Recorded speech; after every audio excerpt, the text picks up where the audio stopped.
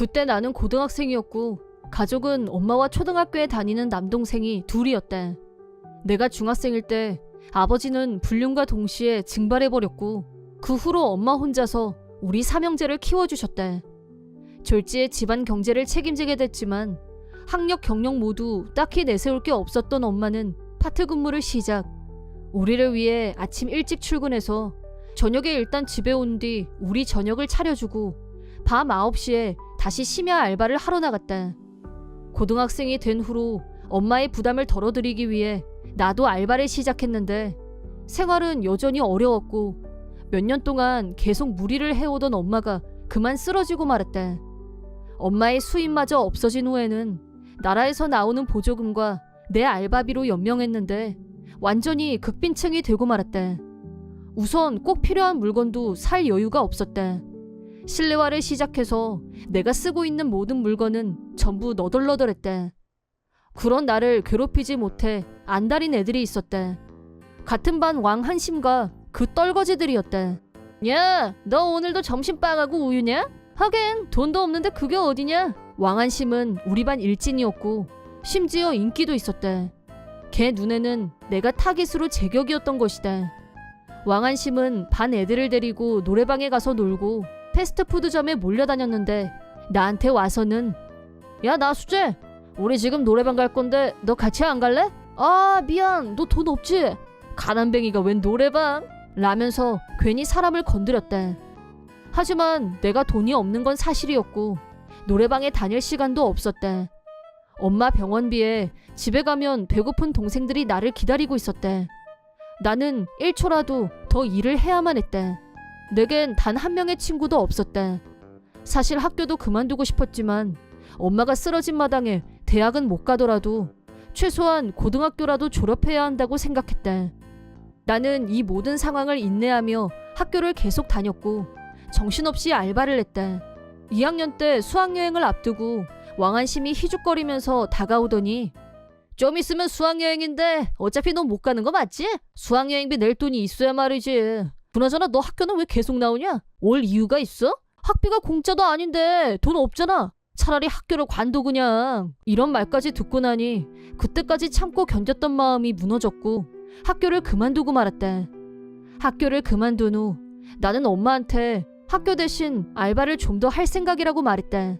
엄마는 모두 자기 탓이라면서 울었지만 막상 학교를 그만두고 알바에 전념하니 차라리 마음이 편했다. 그 뒤로 나는 눈앞에 닥치는 대로 일을 했고 다행히 좋은 사람들을 만나 도움을 받으며 10년이란 시간이 흘렀다. 그러던 어느 날 내 앞으로 엽서가 왔다면서 집에서 연락이 왔다.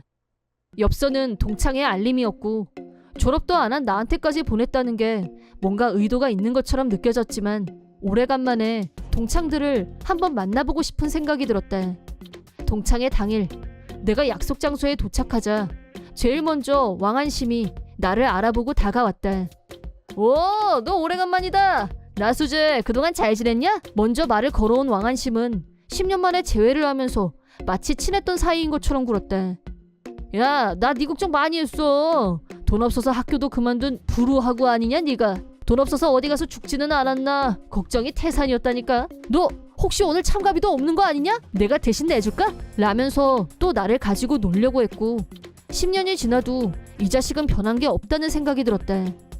왕한심과 한패였던 놈들은 여전히 한패로 몰려다니는 분위기였고 왕한심이 한마디 할 때마다 나를 보며 같이 웃었다. 그때 누군가가 왕한심의 입을 다물게 만들었다. 잠깐, 얼마 전에 나수재 텔레비전에 나왔던데 니들 못 봤어? 그러자 왕한심이 설마 네가 착각한 거겠지 라면서 다시 깔깔거렸다. 여자 동창이 텔레비전에 아는 얼굴이 나오길래 핸드폰으로 사진을 찍어뒀었다며 모두에게 보여줬다. 증거 사진을 본 왕한심은 헉, 네가 왜 여기서 나와? 라면서 진심 놀란 눈치였다. 자꾸 왜냐고 물어보길래 내가 지금 하고 있는 일에 대해서 말해줬다. 고등학교를 그만둔 후 나는 곧바로 한 건설업체에 들어가서 알바를 시작했다. 거기서 건축 설계에 흥미가 생긴 나는 독학으로 전문 서적을 탐독하며 공부했다. 그러자 우리 회사 사장님이 나를 눈여겨보셨고 시간이 걸릴 수도 있지만 검정고시로 고졸 자격증을 얻은 후 설계사 자격증을 취득해보는 게 어떠냐고 제안하셨다. 귀가 솔깃한 얘기였지만 그때 나는 정말 돈이 없었고 그럴 여유도 없다고 말씀드렸다. 그러자 사장님이 출세하면 갚으라며 나한테 자격증을 따는데 필요한 자금을 대주셨다. 그 뒤 나는 틈틈이 시간을 쪼개서 공부했고 드디어 설계사 자격증을 취득했다.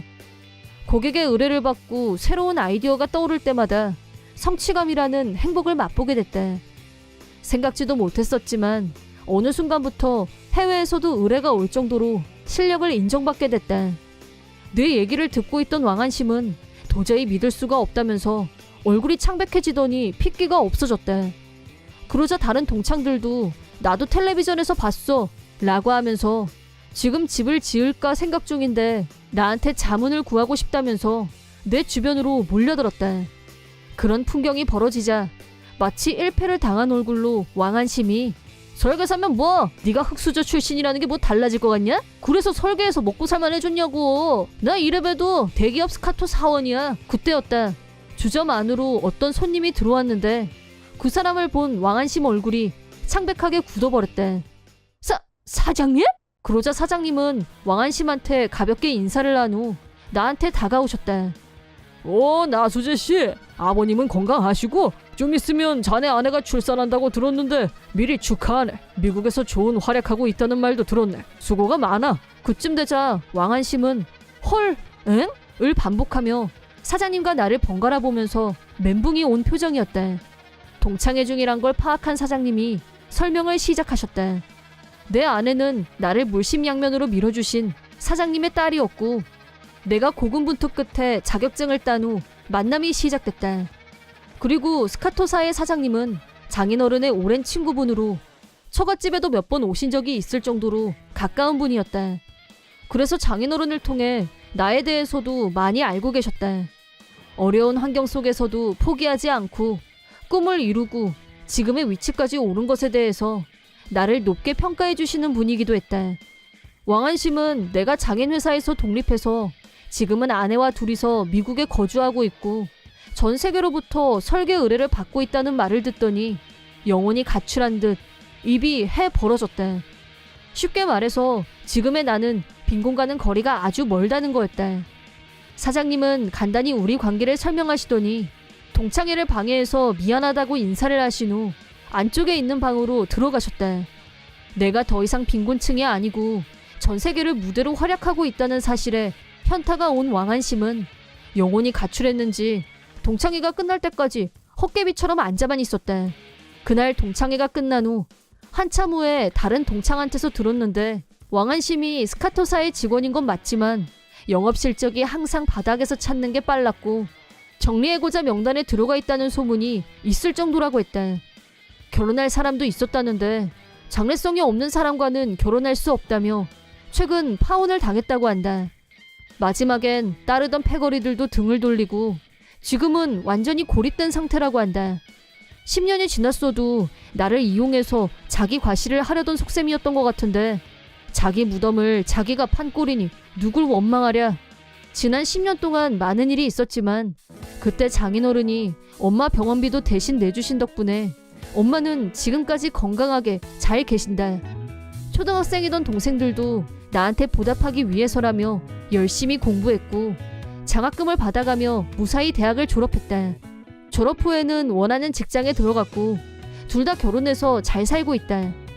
나는 미국으로 이주한 후에도 어머니께 매달 용돈을 보내드리고 있는데 동생들도 엄마한테 용돈을 보낸다고 한다. 엄마는 돈 그만 보내라. 혼자서 생활하는데 아무 문제 없다고 하시지만 몸이 가루가 되도록 일을 하셨던 엄마한테 보답하고 싶은 마음은 우리 삼형제 누구도 빠지지 않았다. 엄마는 왜 말들을 안 듣냐고 불만이다. 그리고 다시 반년 후 지나가는 말로 어디서 들었는데 학창 시절부터 나를 비웃었던 왕한심은 회사에서 정리해고를 당했고 사원 기숙사에서도 쫓겨났다고 한다. 다른 회사에 면접을 보러 다닌다고 하는데 취직이 잘 안 돼서 지금은 허름한 아파트에 살면서 먹고 살기 위해 알바를 하면서 지내고 있다고 한다. 이런 날이 올 거라고는 힘들었던 당시에는 전혀 생각지도 못했었지만 인생은 어떤 일이 기다리고 있을지 아무도 모르는 일인 것 같다. 내 이름은 한진수, 아내 유난이와 둘이서 살고 있다. 아내는 반년 전 결혼과 동시에 퇴사해서 전업주부로 지내고 있다. 전업주부인 만큼 집안일은 아내가 도맡아 하고 있는데 약점이라면 요리를 못한다는 거였다. 결혼 전까지 부모님과 살았고 요리를 직접 해본 적이 없다고 했다. 하지만 편의점 도시락이나 슈퍼에서 파는 음식들을 안 좋아했고 외식도 즐기지 않았다. 요리는 나도 마찬가지로 소질이 없었다. 그 결과 매일 아내의 손요리를 먹는 고문 아닌 고문이 시작됐다. 제법 몸쓰는 일을 하는 나는 퇴근하고 집에 오면 상당히 배가 고픈 상태였다. 나왔어. 왔어요? 아내는 현관으로 마중오며 저녁 반찬이 뭔지 알려주는 게 인사였다. 오늘 저녁은 닭고기 튀김하고 호퍼 튀김이야. 들어본 적이 없는 튀김 요리였다. 아내는 나름 창작 요리에 관심이 있는 편이었는데 아마 텔레비전에서 아니면 인터넷에서 뭘 보고 흉내낸 거려니 했다. 저녁 식탁에 앉자 아내는 닭튀김을 10개 내왔는데 반 정도는 모양이 조금 달랐다. 정체불명의 튀김이 호퍼라는 추측이 가능했고 닭튀김은 까맣게 타 있었다. 아내가 튀김 요리, 조림 요리를 태우는 건 늘 있는 일이라 전혀 놀랍지 않았다. 잘 먹겠습니다. 먼저 마요네즈를 손에 들었다. 탄 음식을 그냥 먹는 건 힘들기 때문에 보조장치가 필요하다. 난이도 하루 종일 힘들었을 텐데 꼬박꼬박 음식을 만들어주잖아. 그래, 먹어야 돼. 먹자. 음식을 안 먹고 버리는 건 벌받을 짓이다. 마요네즈를 듬뿍 뿌려서 밥 위에 얹는 거야. 천천히 씹으면 탄냄새와 탄맛이 강하게 느껴지니까 조심.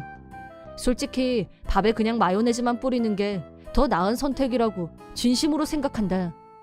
물론 처음에 나는 아내에게 음식에 대해서 불평을 했던 적이 있다. 그러자 아내는 급 흥분했고 뭐가 문제냐고 달려들었다. 내가 얼마나 정성과 사랑을 담아서 만드는데 당신도 날 사랑한다면 맛있게 먹어줘야 되는 거 아니야? 이걸 못 먹으면 그건 당신이 날 사랑하지 않는다는 증거야. 얘기가 왜 거기로 가? 그게 아니라면 행동으로 보여줘. 일단 한 입 입에 넣었는데 한 개를 먹고 나니 젓가락질을 할 수가 없었다. 저기 우리 저녁은 따로따로. 일 끝나고 밖에서 먹고 들어오는 날이 많으면 바람 피운다는 증거래. 당신 혹시 바람 피우니? 바람 났어? 그게 아니면 내가 만든 요리 맛있게 먹어. 안 먹고 남기면 빼박 불륜인 거야. 시댁하고 친정에 전부 전화해서 알릴 거야. 오늘의 맛없는 닭튀김을 보며 새삼 그때 일이 떠올랐고 반드시 이 음식들을 먹어야 한다고 결심. 최선을 다해 닭튀김 5개를 먼저 먹어치웠다. 남은 5개는 금시초문인 호퍼튀김인지 뭔지 얘는 정체가 뭘까? 아무리 생각해도 도무지 정체를 알 수가 없었다. 젓가락을 들고 물끄러미 들여다봤는데 에? 혹시 이거 뼈? 아닌데 헉! 꼬리? 설마.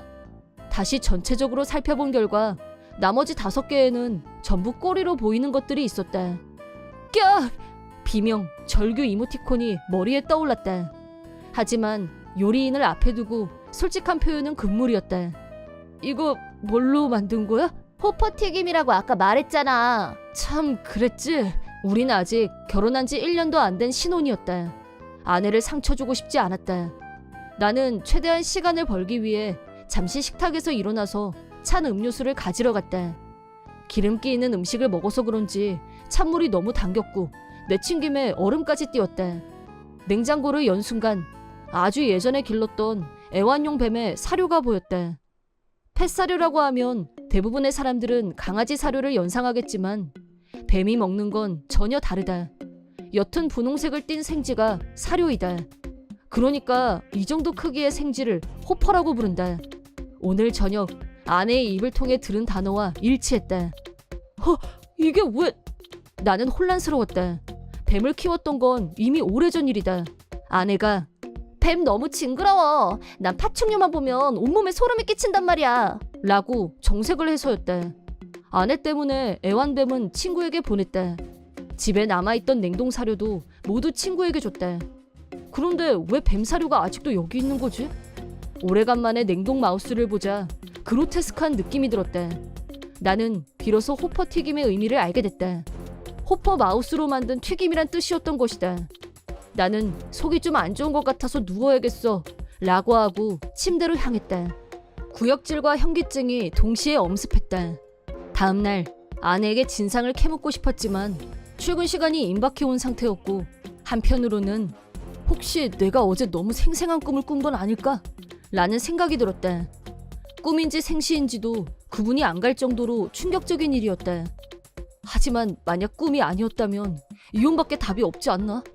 아직 결혼한 지 반년밖에 안 됐고 요리가 서툴고 음식이 맛이 없는 것쯤이야 내가 참으면 된다고 생각했었다.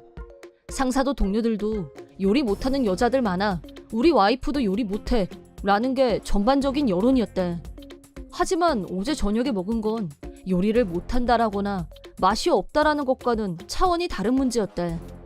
나는 상사와 동료들에게 호퍼 튀김에 대해 의견을 물어봤다. 요리 못하는 여자를 옹호해왔던 분들도 더 이상 쉴드가 불가능한 분위기였다. 지어낸 말 아니야? 라거나 상상하는 것만으로도 속이 이상해진다 라는 반응이었다. 걔 중에는 너 혹시 바람 피우다 들켰니? 원수질 만한 일을 저지른 거 없어? 뭐 화나게 한 일은 아무리 생각해도 그건 일부러 괴롭히는 건데 라는 의견이 지배적이었다. 바람 피운 적도 없고 좋은 남편이 되려고 불철주야 노력했거든? 라고 당당하게 대답했다. 마침내 헤어질 결심을 했다. 우선 부모님께 이 일을 상의했다. 하지만 호퍼 튀김의 공포에 대해서는 부모님조차 그 사실을 믿지 못하겠다는 반응이었다. 물론 그럴 수 있다고 생각한다. 나 역시 누가 아내가 생지를 튀겨내었다고 하는 사람이 있다면 농담인 줄 알고 웃었을 거다. 튀김옷을 입히고 지글지글 튀겨서 그릇에 담는 모습을 상상하면 광기가 느껴질 정도였다. 처갓집에도 내 사정을 말했고 이 일은 아내에게 알려졌다. 아내의 반응은 격렬했다. 내가 언제 그런 요리를 했다는 거야. 상식적으로 그게 말이 돼? 그날 당신이 너무 피곤해서 뭘 잘못 보거나 착각한 거 아니야? 그때 밥 먹다 말고 피곤하다면서 바로 잤잖아. 장인 장모는 아내의 말을 그대로 믿었다. 당분간 회사를 쉬면서 여유를 갖는 게 어떻겠니? 라며 장인이 진심 어린 걱정을 했을 정도였다. 내가 너무 피곤해서 정신이 어떻게 된 걸로 생각한 모양이었다. 호퍼튀김 사건이 있은 후 얼마간의 시간이 지났다. 그날 이후 아내는 눈에 드러나는 엽기 요리를 식탁에 올리지 않았다. 그래서 증거를 찾기가 더 어려웠다. 사진을 찍어두던가 아내의 말을 녹음했어야 됐는데 그때는 너무 당황한 나머지 미처 그런 생각을 하지 못했다. 쓰레기통을 뒤져봤지만 증거가 될 만한 건 남아있지 않았다. 냉장고에 남아있던 호퍼 마우스도 이미 자취를 감추고 없었다. 부모님과 처가에서 전화가 걸려오는 횟수가 늘어났다. 아내가 부모님과 소통하면서 내 정신 상태에 대해 걱정하는 분위기가 조성된 게 느껴졌다. 그러다 보니 진짜 내가 착각한 건가? 다들 저렇게 말하는데 너무 피곤해서 잠깐 정신이 나갔었나? 마치 가스라이팅을 당하는 것처럼 말이다. 급기야 아내한테 사과해야지. 내가 이상한 오해를 했으니까 나 때문에 속상했을 거야 라고 생각하기에 이르렀다. 그러던 어느 날 아내와 공유해서 쓰고 있는 노트북으로 이메일을 확인했다. 시간 날 때 휴지통도 삭제하고 메일 정리를 할 생각이었다. 삭제 전에 무심코 열어봤는데 홈쇼핑 메일이 눈에 띄었다. 그건 다름 아닌 뱀의 사료로 쓰이는 호퍼마우스 구매 명세서였다. 나는 뜻밖의 증거를 잡는데 성공했다. 나는 양가 부모님에게 이 사실을 알렸고 네 분을 집으로 오시게 했다. 기습적으로 아내를 추궁했다. 아내는 궁지에 몰리면 오히려 더 성질을 내는 편이었고 그 점을 이용해서 만인 앞에서 자백을 받아낼 생각이었다. 이번엔 녹음 준비도 했다. 호퍼마우스의 명세서를 증거로 보이고 집중 추궁하자 아내는 버럭 화를 냈다. 나는 아무 잘못 없어. 홈쇼핑에서 구매한 게 뭐가 잘못인데? 대형 마트에도 안 파는 재료 가지고 창작 요리를 만든 것 뿐이잖아. 그게 요리라고? 사람이 그걸 어떻게 먹어? 너는 그거 입에 대지도 않았잖아. 대체 이런 짓을 하는 저희가 뭐야? 재밌으니까. 그거 말고 무슨 이유가 필요해? 너 시급한 거 보고 웃겨서 죽는 줄 알았어. 네가 몰라서 그러는데 전업주부가 얼마나 심심한 직업인 줄 알아? 이런 사소한 즐거움이라도 없으면 아무 낙이 없어. 그리고 노잼인 너하고 끝장내고 더 재밌고 능력 있는 남자 만나서 재혼하고 싶은 마음도 있었어. 나는 처음 생각대로 이혼했다. 아내에게 청구한 위자료는 500만 원. 위자료 치고는 별로 큰 액수는 아니다. 아내한테는 금액보다는 이혼 사유가 더 큰 타격이 됐을 거다. 엽기적인 생지 튀김은 꽤 소문이 퍼졌다. 이혼 후 맞선을 열심히 보러 다닌다는데 여전히 혼자라는 소문이 들린다. 내 이름은 지성미. 부모님과 살고 있고 나이는 27. 통신계통의 대기업에 다니고 있는 나는 오직 일에 올인한 전형적인 워킹걸이다. 덕분에 수입도 나쁘지 않았고 1년에 한두 번 장기휴가 때 해외여행을 가는 게 인생의 즐거움이다. 대체적으로 설 연휴에 하와이에 가는 게 정기 행사이지만 올해는 부모님의 환갑을 맞이해서 과감하게 효도 호화 여객선 투어를 생각하고 있다. 부모님께는 직전까지 비밀로 했다가 서프라이즈를 할 생각이기 때문에 혼자서 조용히 진행 중이다. 지금까지 고생하며 살아오신 부모님이 웃을 수 있는 일을 많이 만들어드리고 싶다는 게 나의 소망이다. 특히 부모님 속을 많이 썩인 건 2살 아래인 여동생 지진아였다. 동생은 어려서부터 자기밖에 몰랐고 자기 하고 싶은 대로만 하는 문제아 그 잡채였다. 학교 다닐 때는 문제아답게 부모님이 학교에 찾아가서 비는 일이 비일비재. 사회인이 된 후에는 오래 다니는 직장이 없어서 부모님에게 경제적, 정신적으로 부담되는 존재로 등극. 지진아의 20살 생일이 막 지났을 무렵 우리 집안 역사에 길이 남을 아주 황당한 일이 일어났었다. 나는 막 취직했을 무렵이었고 꿀같은 휴일을 맞아 집에서 쉬면서 피로를 풀고 있었다. 그런데 그때 갑자기 초인종이 울렸다. 엄마가 나가서 현관문을 열자 문 밖에는 험상궂게 생긴 처음 보는 여자분이 화가 잔뜩 난 얼굴로 서 있었다. 여자분은 지진아가 이 집 딸 맞지? 자식을 어떻게 키웠길래 남의 남편을 꼬시고 다녀? 지금 집에 있어? 당장 나와! 라고 소리치더니 성큼성큼 집 안으로 들어왔다. 그러더니 거실에 멀뚱히 서 있던 나한테 대고 네가 지진아냐? 라고 하더니 대뜸 내 멱살을 움켜잡았다.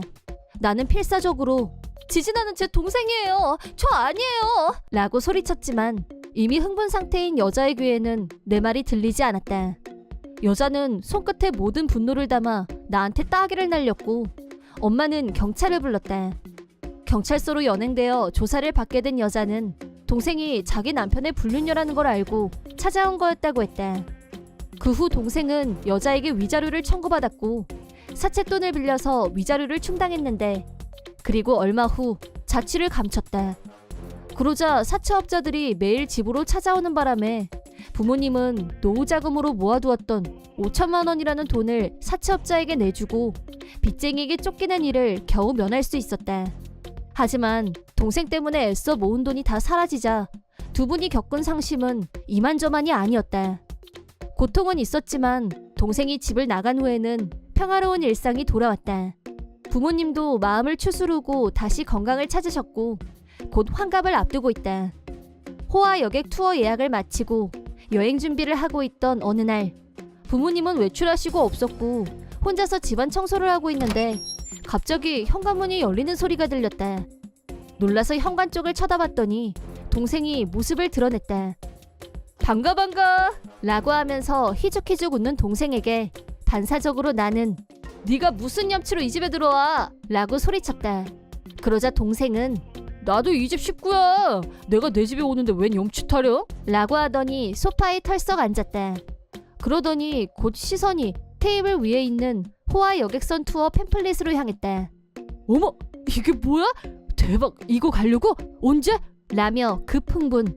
나는 이미 예약 다 했고 며칠 날 부모님 모시고 셋이서만 갈 거니까 너랑은 상관없는 일이라고 단단히 못을 박았다.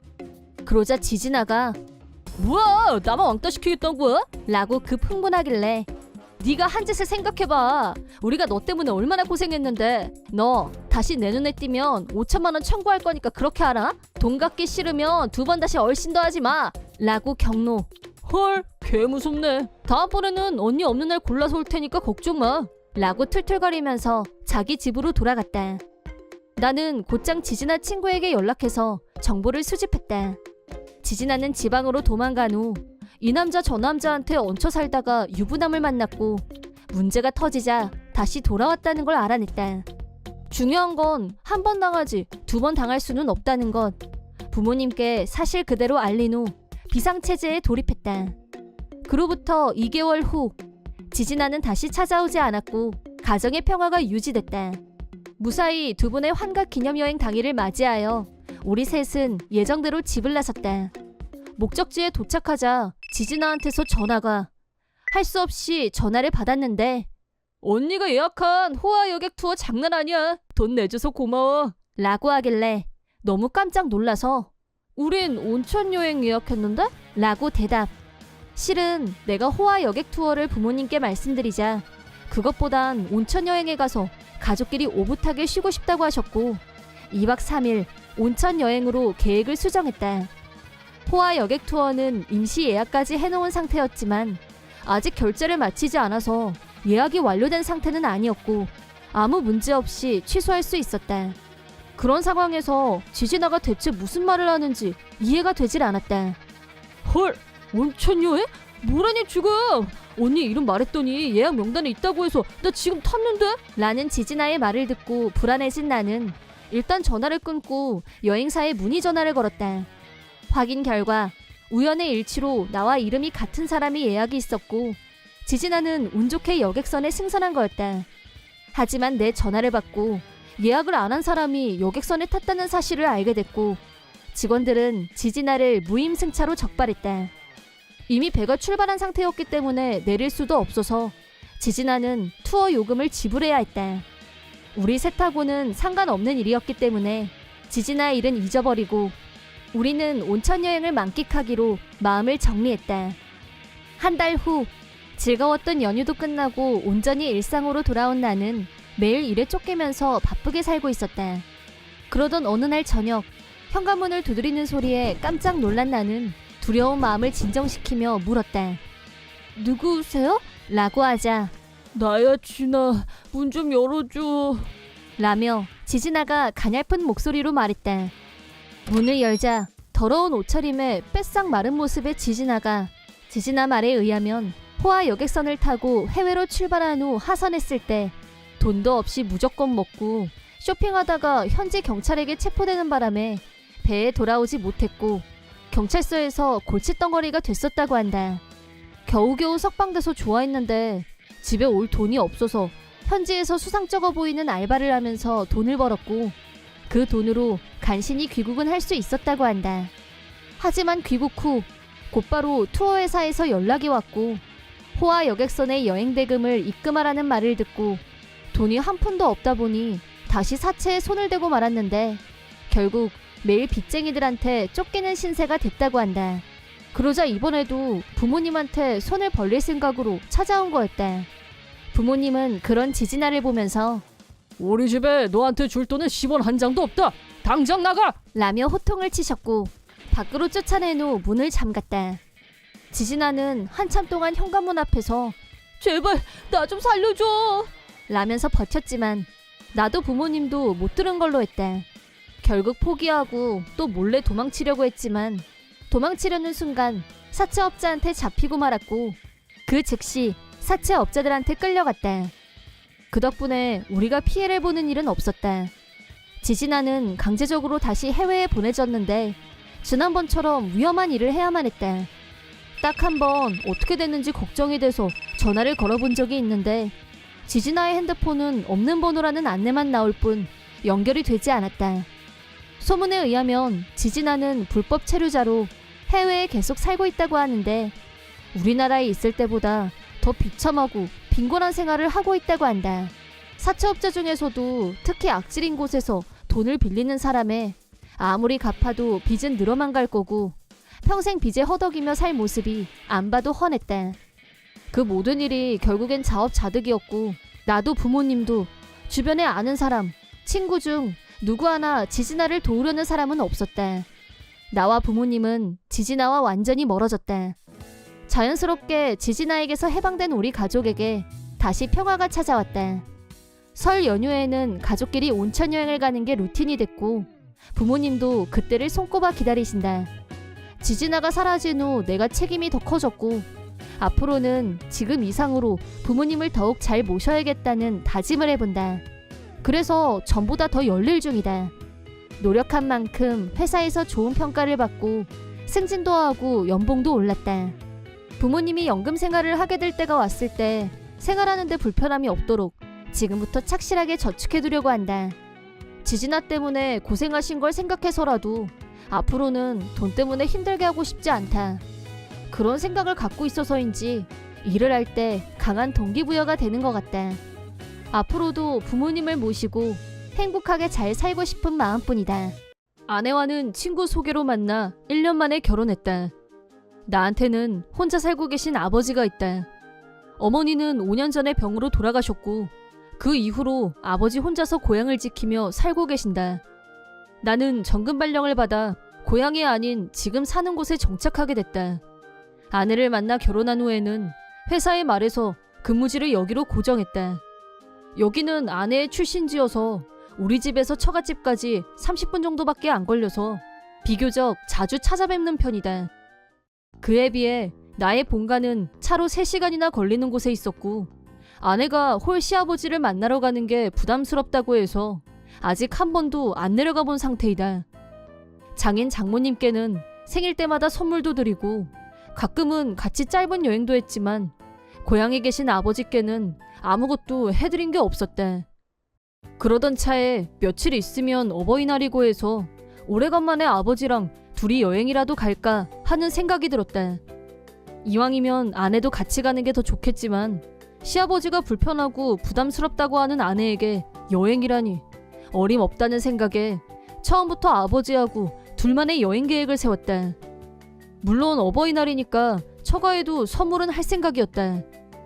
장인어른이 골프채를 갖고 싶다고 전부터 말씀하셨기 때문에 이번에 사드릴 생각이었다. 어버이날 당일 오전에 처가댁에 가서 골프채를 선물로 드렸더니 무척 좋아하셨고 오후부터는 아버지를 모시고 1박으로 여행을 다녀오겠다고 아내에게 말했다. 그러자 역시나 아내는 자기는 가고 싶지 않다고 했고 처음부터 같이 갈 생각도 안 했으니 걱정 말라고 하고 가방을 챙겨서 혼자 출발했다. 본가에 도착해서 아버지를 태우고 꽃구경도 하고 오래된 사찰에서 힐링도 하고 관광도 하고 평소에 자주 찾아뵙지 못해서 죄송하다는 말씀도 드렸다. 아버지는 이미 모든 걸 다 알고 계시다는 듯이 부부간에 사이좋게 지내는 게 제일이다. 그쪽 부모님께도 항상 잘하고 있지? 라는 아버지 말씀을 듣고 있자니 왠지 울컥했다.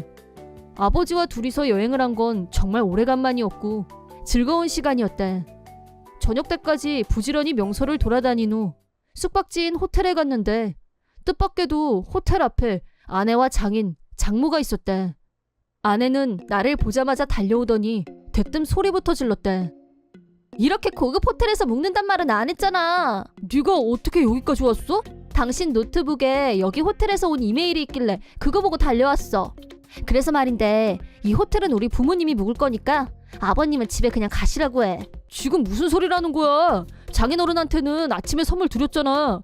이건 나하고 아버지 여행이거든? 뭐라니? 당연히 우리 부모님이 먼저지. 그리고 격이라는 게 있는데 아버님한테는 안 어울린다 생각 안 들어? 여기 아버지 직계 가족이 경영하는 호텔이야. 에? 아내는 입이 떡 벌어져서는 호텔 전체를 눈으로 훑었다. 이 호텔은 이 지역에서 1, 2위를 다툴 정도로 유명한 고급 호텔이었고 스태프도 많고 찾아오는 고객들의 수준도 높았다. 이런 명성 있는 호텔이 아버지 직계 친척이 경영하고 있을 줄은 몰랐다면서 눈을 희번뜩거리며 진짜야? 라고 나한테 다시 확인했다.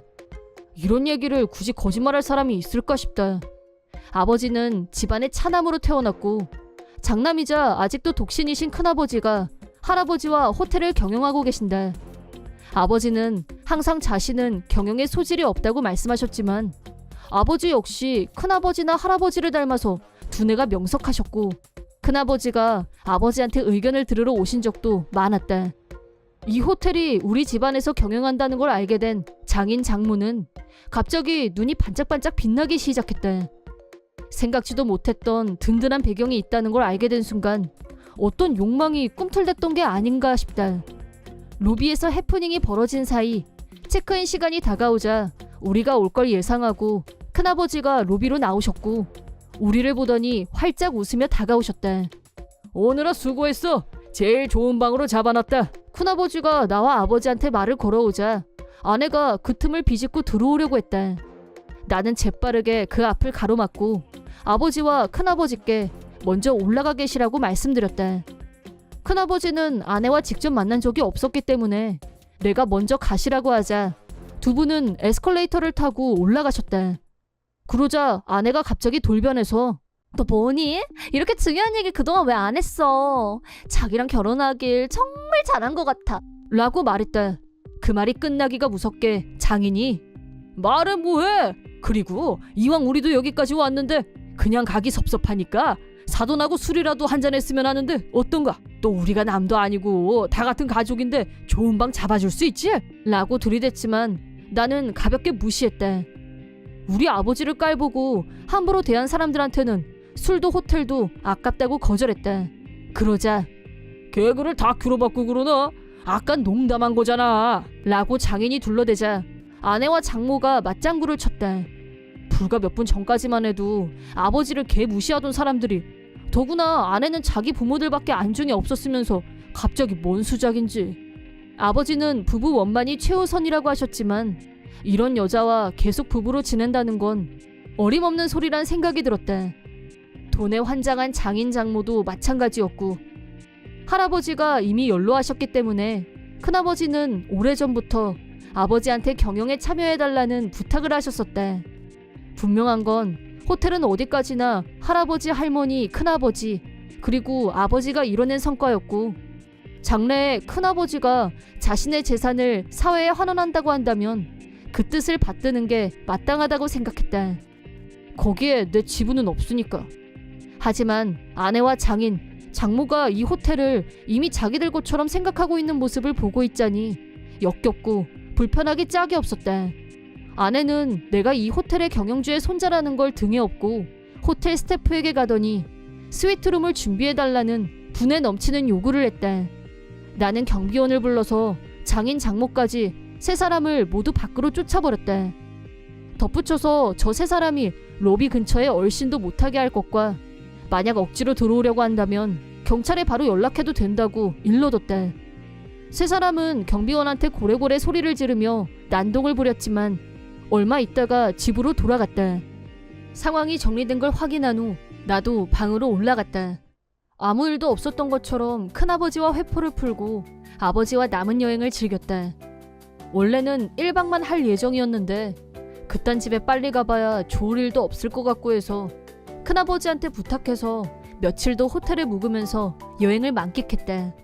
아버지는 자기 때문에 부부 사이에 문제가 생긴 거 아니냐며 나한테 미안하다고 하셨지만 내 입장에서는 아내의 본성을 알게 됐으니 오히려 잘된 일이라고 생각했다. 며칠 후 집으로 돌아갔는데 집에는 아내 말고도 장인 장모까지 출동해서 나를 반겼다. 그리고 자기야, 우리 2세대 주택 짓는 거 어때? 한 30억 정도면 고급 주택 소리 듣겠지? 그래 욕실은 히노키가 좋다더라고. 나는 보석 목걸이 하나 있었으면 라면서 각자의 욕망을 드러냈고 나는 대답 대신 세 사람 앞에 종이를 한 장 내밀었다. 그러자 깜놀한 세 사람은 이게 뭐야? 라는 질문에 보다시피 이혼 서류지 뭐긴 뭐냐고 하자 아내가 급 흥분해서 갑자기 웬 이혼이냐며 난리를 쳤다. 그걸 일일이 설명해야 아냐? 라고 되물은 후 돈이면 영혼도 팔 것처럼 달려드는 당신 같은 사람과는 더 이상 가족으로 산다는 건 있을 수 없는 일이라고 이유를 밝혔다. 그러자 아내는 연기인지 실제인지 눈물을 흘리며 이혼하기 싫다. 내가 널 얼마나 사랑하는데 어쩌고 했지만 사랑하는 건 내가 아니라 돈이 분명했다. 나는 지난 1년간 아내의 부모님을 극진하게 대했다. 아버지한테 죄송하다는 생각이 들 정도로 말이다.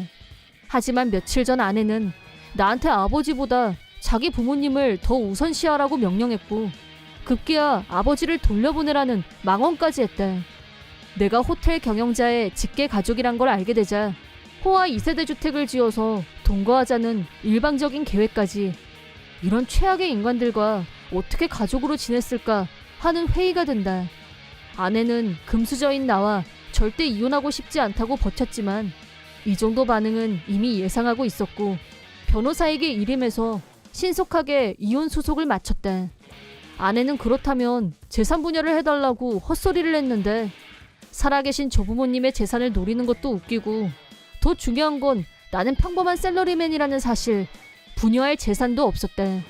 짧은 결혼 생활 동안에도 상여금을 받으면 바로 자기 부모님한테 투척해왔으면서 뭘 내놓으라는 건지 어이 상실이었대.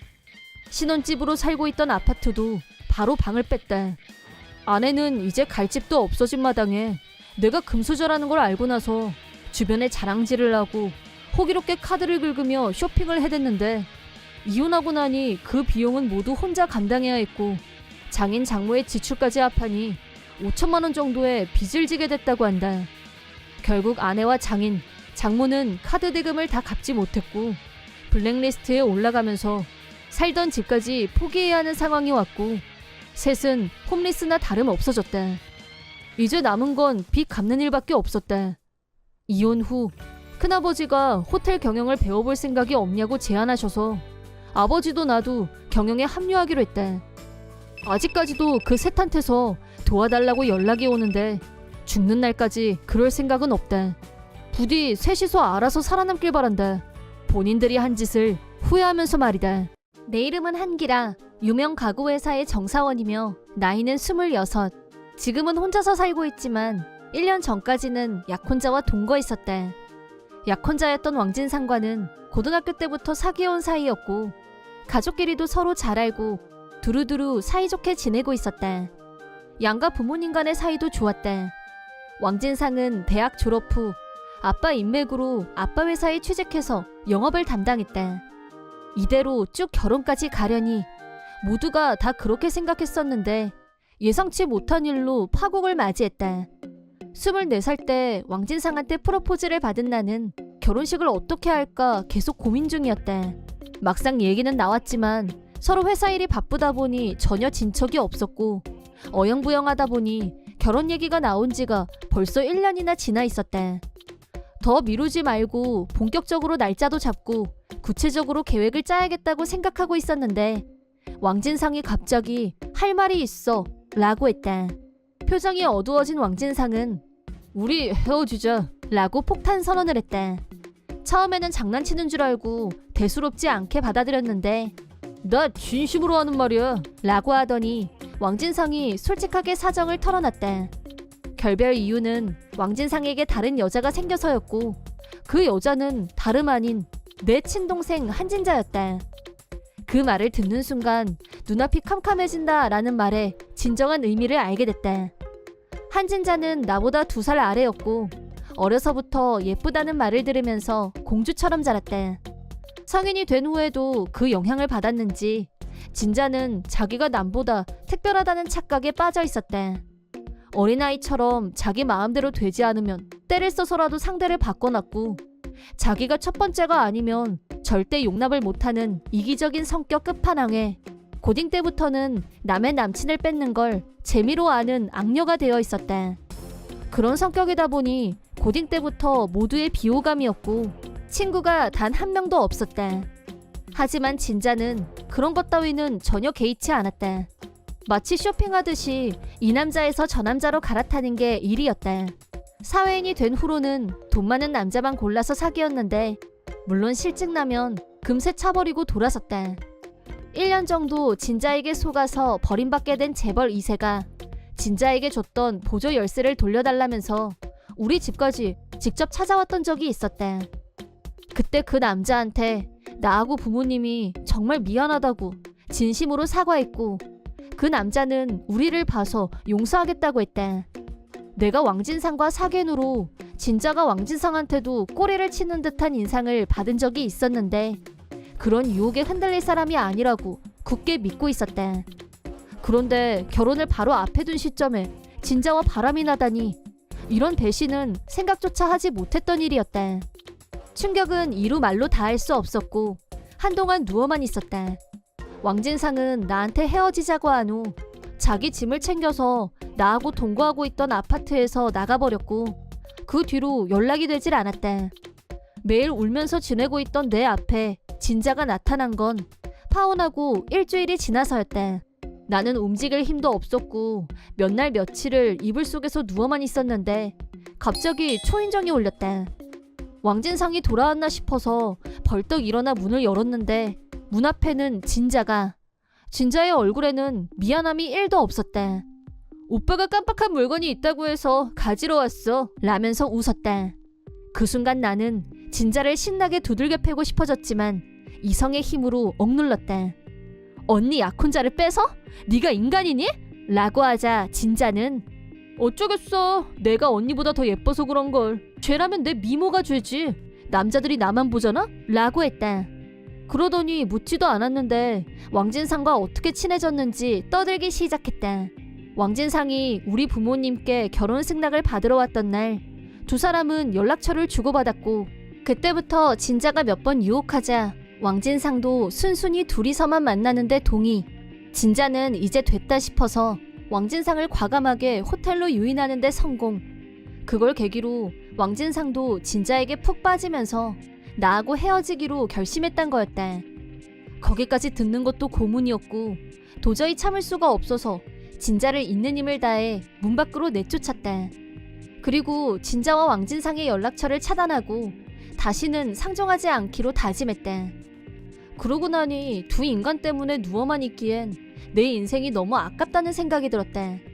다음 날부터 다시 출근도 하고 내 일상을 되찾았다. 부모님께는 모든 사실과 함께 왕진상과는 완전히 끝났다고 말씀드렸다. 부모님은 진자와 왕진상에게 분노하셨고 당장 불러서 혼을 내겠다고 하셨다. 하지만 나는 그럴 필요 없다고 했다. 이유는 이제 두 인간은 나하고 전혀 상관없는 사람들이었고 우리 집에 그 두 사람이 들어오는 것조차도 싫었기 때문이다. 그 일 이후로 오로지 일에만 올인한 나는 회사에서 일로 인정받는 사람이 되어 있었다. 파혼 후 1년이 지나자 상처도 아물고 오히려 나 자신을 위해 더 충실하게 시간을 보내고 있었다. 그러던 어느 날 연락이 끊어졌던 진자가 갑자기 회사 앞으로 날 찾아왔다. 왕진상과 끝낸 후 내가 바로 이사를 하면서 새 주소를 알려주지 않았기 때문에 어쩔 수 없이 회사로 찾아왔다고 변명했다. 진자는 회사에서 나오는 나를 보더니 달려왔고 대뜸 나 오빠랑 결혼하기로 했어. 우리 엄청 비싼 호텔에서 결혼식 할 거니까 언니 꼭 와? 라고 했다. 그런 얘기를 나한테 하려고 일부러 찾아오는 저 뻔뻔함. 결혼식은 알아서 하고 앞으로 이런 식으로 회사로 찾아오지 마. 불편해. 라고 선을 그었다. 그러자 진자는 뭐야 그 태도. 아직도 미련 있는 거임? 완전 티나. 라며 나를 가지고 놀았다. 무시하고 그냥 가려는데 진자가 다시 집에 갔는데 문도 잠기고 안에 아무도 없어서 할 수 없이 여기로 온 거거든? 언니가 나 대신 부모님하고 친척들한테 연락 좀 해줘. 청첩장은 다음 주에 보낼 거니까. 라고 떠들었다. 한술 더 떠서 친척들은 내 결혼식에 축의금 300만 원으로 통일인 거 알지? 언니는 1000만 원 가져와도 내가 다 받아줄게. 라고 하길래 너한테 가족이며 친척이 있어? 라고 차갑게 물었다. 뭐래? 나한테는 아빠, 엄마, 언니까지 있는 거 몰라서 묻나? 그리고 우리가 친척은 또 좀 많아? 라고 하길래 내가 그래 좋아. 그 사람들한테 축의금 챙기라고 하면 되는 거지? 라고 하자 진자는 만족스러운 표정으로 돌아갔다. 그리고 다가온 진자의 결혼식 날. 일이 있어서 부모님 댁에 왔고 거실에서 부모님과 얘기를 하고 있는데 밖에서 진자의 목소리가 들렸다. 안에 있는 거 다 알아. 언니 차 있는 거 다 봤거든? 빨리 문 열어! 라고 진자가 소리쳤다. 할 수 없이 부모님과 내가 밖으로 나가자 진자가 오늘 내 결혼식이잖아. 근데 이러고 있으면 어떡해? 라고 흥분했다. 그러자 아빠가 마침 잘 왔다. 왕진상에 대해서 해줄 말이 있었는데 그 녀석 이달 말에 좌천될 거야. 이미 결정 났다. 라고 전했다. 진자는 에? 하더니 눈을 동그랗게 떴다. 이어서 엄마가 뭐? 축의금을 300만 원으로 통일해? 누가 남의 결혼식에 그런 거금을 내니? 더구나 아무 상관없는 남의 결혼식에 가는 사람도 있다니? 라고 일갈. 아무 상관없는 남이라니? 내가 남이야? 진짜 말이 너무 심한 거 아니냐고. 라고 하면서 눈물바람을 일으키는 진자에게 아빠가 자기 가족 가슴에 대못 받고 배신하는 인간은 내 딸로 인정 못한다. 라고 확실하게 선을 그었다. 진자는 축의금 없으면 결혼식 비용 못 낸단 말이야. 다 해서 8천만 원이나 내야 된다고. 라면서 펑펑 울었다. 그러더니 나한테 대고 언니가 잎사게 친척들한테 내가 약혼자 뺏어갔는데 어쩌네 하니까 이렇게 된 거잖아. 내가 언니보다 잘 되니까 부러워서 그러는 거 다 알거든? 라고 망언을 하길래 나는 한 가지 사실을 알려주기로 했다. 실은 왕진상과 헤어지고 얼마 안 가서 진자의 전남친이었던 재벌 2세와 술자리에서 우연히 재회하게 됐는데 그때 진자한테 당한 일을 말하면서 너무 힘들다고 하자 열심히 내 얘기를 들어주고 위로도 해줬다. 그걸 계기로 우리는 사귀는 사이로 발전했고 마침 오늘 새 남친을 부모님께 소개하기 위해서 와 있었다. 진자한테 그 사실을 알려준 후 거실에서 남친을 데리고 나오자 말도 안 돼. 이게 가능해? 라면서 급 놀란 표정이었다. 그러거나 말거나 부모님이 진자를 억지로 내보내자 최악이야. 축의금이라도 달라고. 라고 소리치다가 울면서 돌아갔다. 그 후 왕진상과 진자는 초호화스러운 결혼식 비용을 지불하지 못했고 신혼여행마저 취소했지만 빚을 지고 신혼을 시작. 알고 보니 진자는 처음부터 언젠가는 왕진상을 뺏어오겠다고 결심하고 있었다. 부자도 아닌 왕진상은 그저 뺏는 게 목적이었고 실행에 옮긴 거였다. 원래부터 돈이 없었던 왕진상이 자천까지 당하자 수입도 줄고 자천당해서 지방으로 왔다는 비웃음을 받았다. 혼자서 서울에서 살 능력도 안 되는 진자도 어쩔 수 없이 지방으로 따라갔다. 친척들한테도 철저하게 외면받게 된 진자는 기댈 언덕이라고는 없었고 빚을 갚기 위해 부부가 같이 퇴근 후에도 알바를 해야 하는 신세가 됐다. 그러다 보니 신혼도 없고 같이 있는 시간도 없고 사이가 벌어진 건 당연한 결과. 그렇다고 해도 빚 때문에 별거 할 돈도 없었다. 그저 매일 싸우면서 같이 살고 있다고 한다. 한편 나는 진자와 완전히 손절한 후 남친에게 프로포즈를 받았고 곧 결혼을 앞두고 있다. 왕진상과 비교가 안 되게 금수저에 인성까지 갖춘 좋은 남자와 결혼하게 된 나는 비로소 과거의 상처에서 완전히 빠져나온 기분이다. 이 남자라면 절대 한진자에게 2번 당할 일은 없을 거라고 생각하지만 만에 하나의 경우를 생각해서 2번 다시 진자와 얽히는 일은 없어야 한다고 조심하고 있다. 우리는 둘이서만 사는 아이 없는 부부이다. 맞벌이 부부로 일하고 있고 아주 여유 있는 건 아니지만 특별히 어려움은 없는 편이다. 하지만 시어머니는 내가 애를 못 낳는다고 생각하고 있었고 그게 불만이었다. 항상 나한테 대고 넌 어떻게 된 게 애 하나도 못 낳니? 쓸모없는 게 며느리로 들어와서 라며 욕을 했다. 하지만 일부러 안 낳는 것도 아니었고 임신 때문에 조바심이 나는 건 나도 마찬가지였다. 남편한테 여러 번 같이 가서 검사를 받아보자고 했지만 난 부끄럽게 어디 그런 짓을 하냐며 정색했고 완강한 반대 입장이었다. 어느 쪽에 문제가 있는지 불확실한 상황에서 일방적으로 나를 욕하는 시어머니의 태도는 견디기 힘든 스트레스였다. 더구나 남편은 시어머니의 폭언을 옆에서 보면서도 전혀 나를 보호할 생각이 없었다.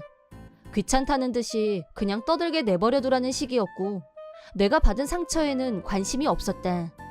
그런 일이 반복되면서 항상 기분이 우울했고 남편과의 관계에 대해 고민하기 시작했을 무렵 남편의 태도가 차갑게 변한 느낌이 들었다. 휴일에 혼자 나가는 날도 확연히 많아졌고 내가 친정 부모님을 보러 같이 가자고 하면 너 혼자 가면 되지 않냐며 퉁명스럽게 말했다. 시어머니는 툭하면 나를 불러서 집안일을 시키지 못해 안달이었는데 남편은 며느리면 당연한 거 아니냐 라는 식으로 나를 내몰았다. 그러던 어느 날 남편이 여행을 가자고 제안했다.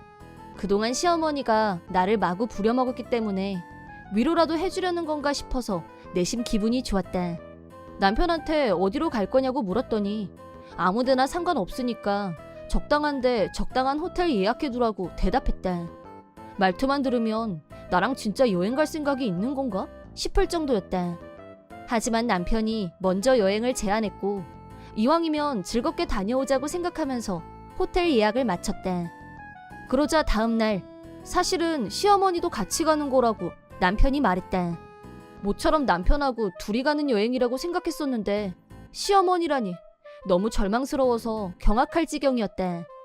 남편한테는 마지막까지 여행은 둘이만 가고 싶다고 했지만 내 의견은 들을 생각도 없어 보였고 셋이서 가는 걸로 무조건 밀어붙였다. 결국 시어머니 때문에 모처럼의 여행을 포기하는 건 아깝다는 생각에 준비하고 나섰는데 남편이 운전하는 차가 점점 인적 드문 산길을 따라가는 게 이상하게 느껴졌다. 아무래도 불안해서 길을 잘못 든 거 아니냐, 이 길이 맞냐 여러 번 확인을 해도 옆좌석에 앉아있던 남편과 시어머니는 희죽희죽 웃기만 했다. 여기 맞아. 내가 왜 길을 틀려? 라고 대답했다. 그때부터 어딘가 불길한 예감이 들었지만 깊은 산중에서 내리자고 할 수도 없고 설마 길을 알고 가는 거겠지? 일단 믿고 가보자. 그렇게 생각하고 있었는데 남편이 갑자기 차를 세우더니 차가 고장난 것 같다면서 차 밖으로 나갔다. 이런 산속에서 고장이라니 너무 걱정됐는데 시어머니가 나더러 너는 안 나가보고 뭐하냐면서 나가서 도울 일 없나 보고 오라고 성화를 부려서 어쩔 수 없이 차에서 내렸다. 그러자 남편이 쏜살같이 차에 올라타더니 문을 잠갔다. 지금 뭐 하는 거야? 문 열어 빨리! 내가 당황하자 남편과 시어머니는 여유있게 웃으면서 여행 끝나면 데리러 올 테니까 넌 여기서 잡초라도 뜯어먹으면서 기다려. 멧돼지랑 곰이 나올 수도 있다니까 몸 조심하고 라고 하더니 거짓말처럼 나만 혼자 남겨두고 남편과 시어머니 둘만 차에 타고 산에서 내려갔다. 물론 멘붕이 왔지만 남편과 시어머니에 대한 분노가 그걸 능가했고 반드시 복수하리라 다짐했다. 그리고 몇 시간 후 호텔에 도착한 두 사람은 먼저 와 있는 나를 보고 아연질색했다. 네가 왜 여기 있어? 아까 산에 버리고 왔는데? 너 귀신은 아니지? 설마 죽은 거니? 귀신이라니요. 그럴 리가요. 제가 요청을 했죠. 헬기 좀 보내달라고. 뭐? 헬기? 그렇다. 남편과 시어머니가 나를 버리고 갔고 지갑도 차에 둔 절망적인 상황이었지만 핸드폰은 주머니에 있었기 때문에 전파가 터지는 곳으로 걸어가서 어떤 사람에게 전화를 걸었다. 남편은 내가 무슨 재주로 헬기를 부를 수 있다는 건지 믿을 수 없다는 얼굴이었다. 헬기를 소유하고 있는 사람은 다름 아닌 내 친아빠였다. 엄마는 내가 초등학생일 때 친아빠와의 신분 차이 때문에 고민하다가 이혼을 했고 몇 년이 지난 후 지금 아버지와 재혼했다. 평범하고 소박한 삶에 만족하며 살고 있었지만 나는 친아빠와 계속 연락을 하고 지냈고 엄마도 그 점은 인정해주고 있었다. 특히 이번 여행을 가면서 아빠 얼굴도 한번 볼 겸 일부러 아빠가 경영하는 호텔에 예약하려고 연락을 드렸는데 아빠도 기뻐하시면서 좋은 방을 예약하게 도와주셨다. 설마 내가 이런 일을 당할 줄은 상상도 못했었지만 남편이 가버린 후 나는 제일 먼저 아빠한테 연락했다. 산속을 헤매고 있는데 도와줄 수 있겠냐? 라고 위치 정보를 보냈다. 잠시 후 아빠는 내가 있는 곳에서 1km 정도 떨어진 곳에 넓은 공터가 있다면서 거기로 헬기를 보내겠다고 했고 그 덕분에 나는 두 사람보다 훨씬 먼저 호텔에 도착할 수 있었다. 세상에 이런 일이. 경악하느라 바쁜 남편 옆에는 처음 보는 어떤 여자가 서 있었고 누구냐고 묻자 그제야 정신이 돌아온 남편은 겁먹은 얼굴로 나를 봤다. 이 여자는 남편의 새 여자일 거고 그래서 내가 필요 없어졌다는 합리적 의심이 들었다. 급기야 나를 산속에 버리는 만행까지 저질렀고 시어머니도 남편한테 장단을 맞춰서 새 며느리감과 셋이서 여행을 즐길 생각이었겠지. 잘만 풀리면 이번에는 손주를 얻을 수 있지 않을까 기대했던 게 분명하다. 하지만 그런 일은 없을 거다. 이미 아빠가 경찰에 신고해서 나를 산속에 유기한 죄로 남편과 시어머니는 바로 체포됐다. 불륜녀는 자기는 모르는 일이라고 딱 잡아댔지만 몰랐었다는 건 통하지 않았다. 남편과 똑같이 경찰에 연행됐다. 나도 참고인으로 경찰서에 갔는데 남편과 시어머니는 내가 재벌 아버지를 뒀다는 걸 알게 되자 미안하다고 싹싹 빌었다. 완전히 180도 태도를 바꿔서 말이다. 그런 좋은 얘기를 왜 지금까지 숨겼어? 네가 그렇게 귀한 집 딸인 건 알았으면 내가 나가서 바람을 피웠겠어? 절대 안 그랬지. 오늘 일은 내가 장난이 좀 심했지? 약속할게. 앞으로 널 세상에서 제일 행복한 여자로 만들어줄게. 라며 입에 침도 안 바르고 거짓말을 했고 시어머니는 세상에 네가 그런 큰 호텔 사장님 딸이었다니. 사람 이름 모른다더니 앞으로 너랑 나랑 진짜 잘 통하는 고부간이 될 것 같지 않니? 혹시 아이가 안 생기면 요즘은 입양도 많이 하던데 뭘? 이제부터 너랑 몇 배 더 좋은 사이가 됐으면 하는 게 내 바람이다 라면서 혼자 신나서 되는 대로 막 던져댔대. 산속에 버리고 간 주제에 내가 자기들이 하자는 대로 할 거라고 생각하는 건가 지금? 내가 그렇게 우습게 보이나 싶었대. 내가 이혼하고 싶다고 하자 아빠도 이 두 사람이 용서가 안 된다면서 유능한 이혼 전문 변호사를 바로 알아봐 주셨대. 변호사는 두 사람의 밑바닥까지 다 까발렸고 응징이 무엇인지 통쾌하게 보여준 후 이혼을 이끌어냈다. 내가 원하는 결과가 얻어져서 대만족이었다. 물론 도장 찍은 정도에서 만족할 수는 없었다. 변호사의 수완이 정점을 찍은 건 남편과 시어머니에게 거액의 위자료를 청구한 순간이었다. 아마 그 돈은 평생 일해도 다 변상할 수 없는 금액이 될 것이다. 물론 불륜녀에 대한 응징도 빼놓을 수 없었다. 불륜녀는 남편과 시어머니한테 운이 좋아서 내가 산속에서 죽으면 보험금이 들어올 거고 그러면 편하게 살 수 있을 거란 말을 들었다고 했다. 내가 산속에 혼자 있었던 이유는 부부싸움 중에 막무가내로 혼자 차에서 내렸고 그러다 산속에서 길을 잃은 걸로 시나리오를 만들어 놓았다고 했다. 이혼이 결정난 후 이런 사실들을 근거로 시어머니와 남편은 실형 선고를 받고 감옥에 갇히는 신세가 되고 말았다. 실형 판결이 내려지는 순간 남편과 시어머니는 발광하면서 나한테 살려줘 라고 필사적으로 소리쳤지만 산속에 나를 버린 순간 모든 답은 나와 있었다.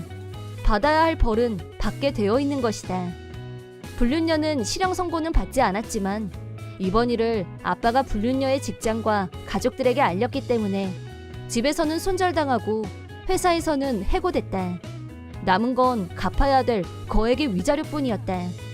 남편은 그건 다 장난이었다고 마지막까지 우겼지만 우긴다고 진실이 뒤집히는 것도 아니고 호텔에 불륜녀가 같이 왔다는 게 증거를 뒷받침해줬다. 시어머니는 나이도 있고 아마 살아서는 감옥에서 걸어 나오지 못할지도 모른다. 만에 하나 석방된다고 해도 남은 건 갚아야 할 돈뿐이다. 매일같이 시어머니한테 아이도 못 낳는다며 욕을 먹을 때만 해도 빨리 임신만 하면 이 모든 일이 해결될 텐데 라는 생각도 했었다. 하지만 지금은 아이가 없는 게 행운이란 생각이 든다. 이혼하면 나야 남이지만 상관없지만 아이한테는 아빠라는 사실이 변하지 않을 거고 범죄자의 자식이라는 낙인이 찍힌 채로 살게 될지도 모르는 일이니까. 친아빠는 세상엔 좋은 남자가 얼마든지 있으니까 그런 쓰레기 같은 놈은 잊어버리라며 나를 위로해 주셨다. 나도 동감이다. 그런 인간들은 다 있고 앞만 보고 걸어갈 생각이다. 사이다 무비튼. 내 이름은 임신해 24살의 전업주부이고 현재 첫 아이를 임신 중으로 임신 막달에 들어섰다. 남편 한진수와는 대학 때부터 사귀다가 1년 전에 결혼했다. 우리는 둘 다 지방 출신이고 직장이 있는 서울에 아파트를 얻어서 신혼 살림을 시작했다. 거리가 있어서 시댁에 가는 일은 별로 없지만 솔직히 시어머니한테는 아직 정이 가질 않는다. 결혼 승낙을 받기 위해 처음으로 시댁에 갔을 때였다. 첫인사를 드리러 온 나한테 시어머니는 남편이 안 보는 틈을 타서 나한테 들리게 작은 소리로 계속 망언을 해댔었다. 시어머니가 며느리한테 갑질할 타입이란 걸 바로 알아챈 나는 결혼 후 최대한 시댁과는 거리를 두면서 지내왔다. 남편한테 시어머니와의 문제를 상의했더니 예전부터 이중인격이었다면서 자기보다 약한 사람한테 갑질을 하고도 남을 타입이라며 그건 시아버지도 인지하고 있다고 했다. 하지만 시아버지와 남편 앞에서는 세상 자상한 아내, 엄마를 연기했기 때문에 이중적인 모습을 직접 본 건 몇 번 되지 않는다고 했다. 남편은 처음부터 시어머니가 며느리를 괴롭히지 않을까 걱정하고 있었다면서 내가 시어머니와의 고민을 털어놓자 우리 집하고는 적당히 거리를 두면서 지내자 라고 말했다. 산달에 막 접어든 어느 날 마침 추석이고 명색이 명절인데 같이 시댁에 가려고 생각하고 있었는데 남편이 갑자기 출장 일정이 잡혀서 갈 수 없게 됐다. 그 얘기를 남편이 시어머니한테 하니까 추석 같은 명절에 코빼기도 안 비추는 게 어느 나라 법이냐? 라며 언짢은 티를 확 냈다. 남편은 나한테 예상했던 반응이니까 그러려니 해. 신경 쓸 필요 없어. 라고 했지만 곧 아이도 태어나고 좋은 일을 앞두고 시댁과 관계가 틀어지는 건 원치 않았다. 그래서 남편 없이 나 혼자서 시댁에 가겠다고 했다. 남편은 너 지금 임신 막달인데 무리하면 안 돼. 가지 마. 라면서 나를 말렸지만 예정일까지 아직 여유가 있었기 때문에 혼자서라도 가기로 마음먹었다. 그리고 추석이 코앞으로 다가왔다. 남편은 출장을 가기 직전까지 어머니가 이상한 소리 한마디라도 하면 바로 집으로 와. 알았지? 라고 하면서 내 걱정을 해줬다. 나 역시 걱정되고 불안했지만 일단 가기로 정한 이상 해보지도 않고 포기할 수는 없었다. 다행히 우리 집 근처에 살고 계신 시어머니의 오빠이자 남편의 외삼촌분이 나를 데리러 와주시겠다고 해서 감사한 마음으로 외삼촌 차를 타고 시댁으로 향했다. 외삼촌은 시어머니와는 달리 얘기도 편하게 할 수 있고 임산부인 나를 배려해주시는 자상한 분이었다.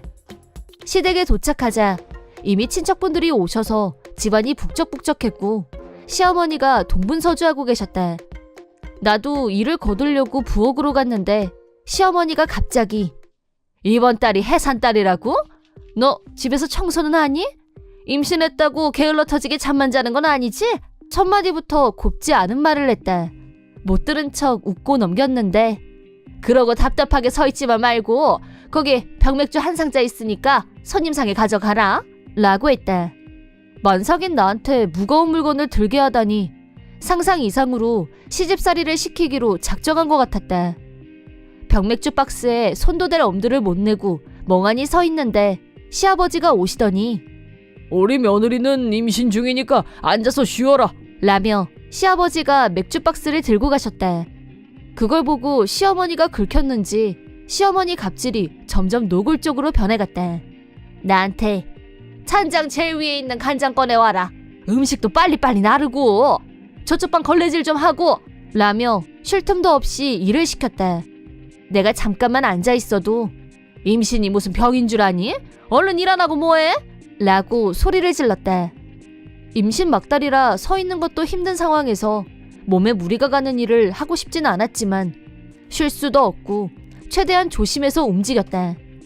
꾸물거리지 말고 요령 피울 생각도 말고 부지런히 움직여! 라며 계속 지시하는 시어머니. 이건 아니다 싶은 생각이 든 나는 시조 부모님 영전이 있는 방에서 쉬기로 했다. 내가 쉬고 있는 방에 시아버지와 외삼촌이 오셔서 영전에 합장을 하셨다. 내가 앉아있는 걸 보더니 시아버지가 몸도 무거운데 힘든 일 하지 말고 편히 쉬다가 가. 라고 부드럽게 웃으며 말씀하셨다. 옆에 계시던 외삼촌도 어디서 이런 참한 며느리가 들어왔을까? 진수놈이 한 일 중에 제일 잘했어. 라며 내 칭찬을 해주셨다. 화기애애한 분위기 속에서 담소를 나누고 있는데 아래층에서 시어머니 목소리가 들려왔다. 시내 어디 있니? 내가 너 농땡이 치고 있는 거 다 알아.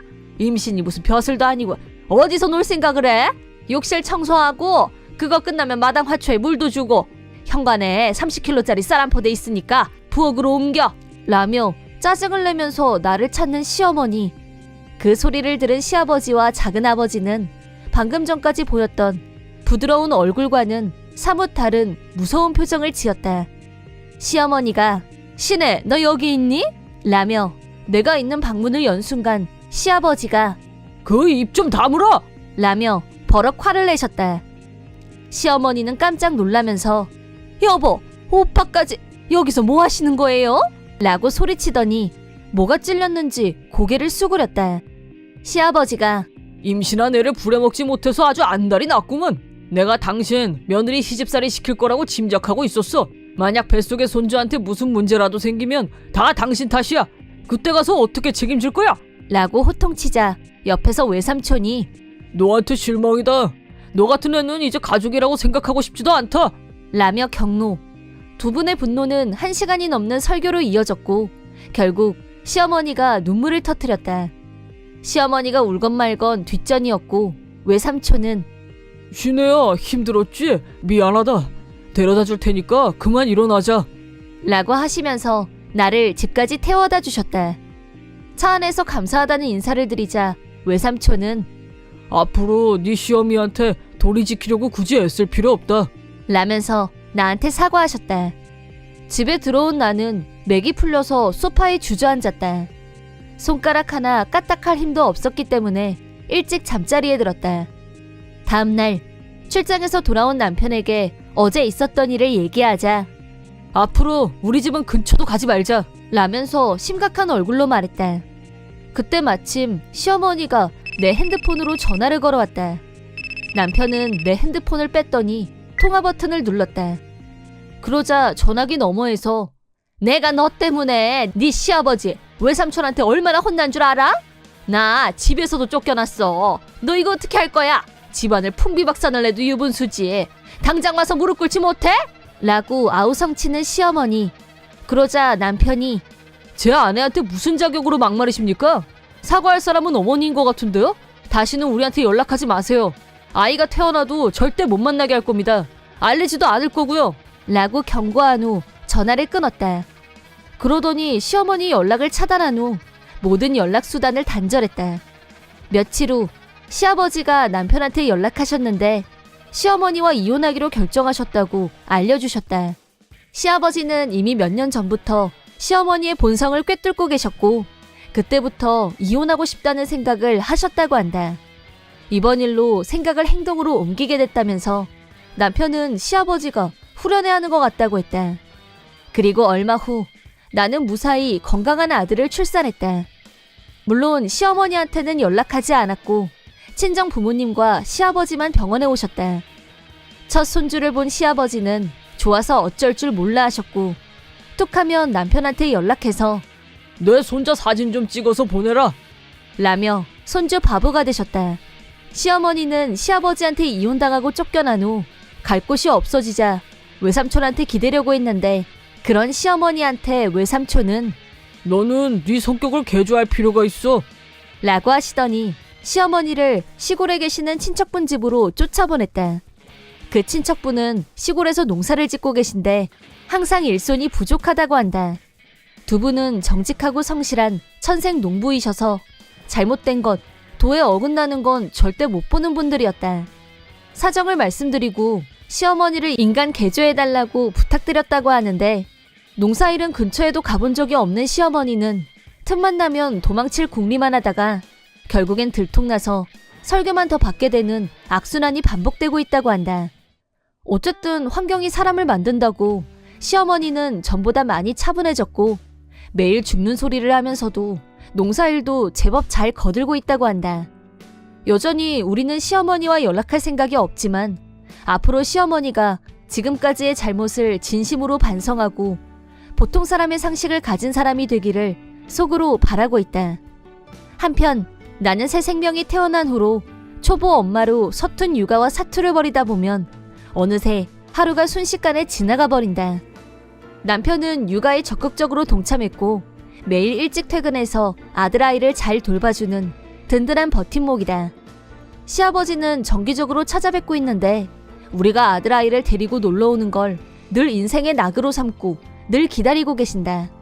시어머니한테는 아들아이를 한 번도 보여주지 않았고 앞으로도 그럴 생각은 없다. 시어머니가 안 계시니 집안의 따뜻함과 배려심이 넘친다. 이대로 스트레스 없는 환경에서 쭉 지낼 것 같은 예감. 이럴수록 가족을 더 소중히 하고 싶다. 내가 나중에 시어머니 같은 사람이 되지 않기 위해서라도 가족과 주변 사람들에게 늘 베풀고 배려심이 있는 사람이 되어야겠다고 다짐해본다. 이번 영상은 어떠셨나요? 재밌게 보셨다면 구독, 좋아요에 댓글까지 달아주시면 감사하겠습니다. 그럼 다음 영상에서 만나요.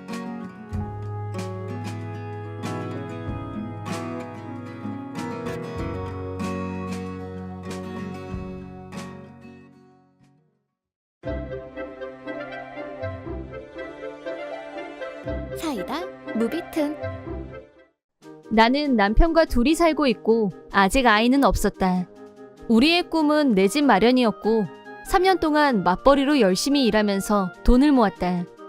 한 푼이라도 더 모으기 위해 나는 그 좋아하던 여행도 끊고 가성비 집밥을 생각해냈다. 3년 동안 열심히 저축한 결과 내 집 마련 미천이 마련됐고 드디어 집을 짓기로 남편과 이곳저곳 찾아다니며 열심히 상담받은 후 어떤 집을 지을 건지 신중하게 결정했다.